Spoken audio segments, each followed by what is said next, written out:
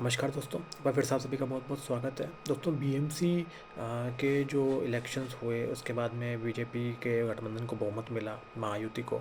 और अब जो है प्रक्रिया तेज़ हो गई है मेयर चुनने की। और दोस्तों 11 तारीख को जो है संभावना है कि मेयर चुन लिया जाएगा, 11 फरवरी को।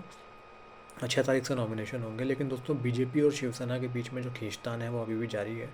और खींचतान इस बात को लेकर हो रही है कि बीजेपी जो है वो मेयर पद अपने पास रखेगी और डिप्टी मेयर पद एकनाथ शिंदे वाली शिवसेना को मिलेगा। ये बात तय हो चुकी है। लेकिन जो स्टैंडिंग कमेटी का चेयरमैन है, चेयरमैनशिप को लेकर जो है शिवसेना अड़ी हुई है। उनका ये कहना है कि अगर मेयर पद आप रख रहे हैं मतलब बीजेपी को, तो स्टैंडिंग कमेटी का चेयरमैन पद हमें चाहिए।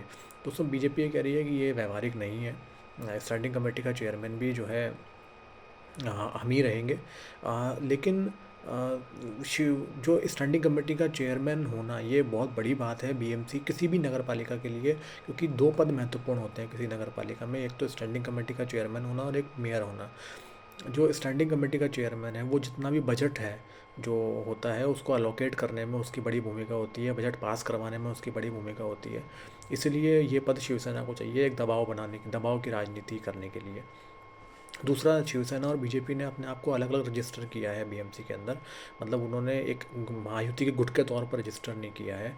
तीसरा ये है कि शिवसेना और दबाव बना रही है बीजेपी के ऊपर। एक तरीके से अभी उनके जो एनसीपी शरद पवार जी और अजीत पवार की पार्टी के 4 कॉरपोरेटर्स, यानी कि 3 शायद शरद पवार जी वाली एनसीपी के और एक अजीत पवार जी वाली एनसीपी का कॉरपोरेटर शिवसेना ज्वाइन कर लिया है। तो उनके अब 34 काउंसलर हो गए हैं। और देखिए ये एक बड़ी बात है कि जो नगर निगम या नगर पालिका होती है उसमें वोटिंग जो होती है ना, तो उसमें 2/3 बहुमत की ज़रूरत नहीं पड़ती किसी की। मतलब अगर कोई गुट टूटे, कोई अगर एक आध दो जो काउंसलर होते हैं वो भी एक इस तरफ से उस तरफ चले जाए ना, तो खेल बदल जाता है और उन पर डिफेक्शन कानून लागू नहीं होता है।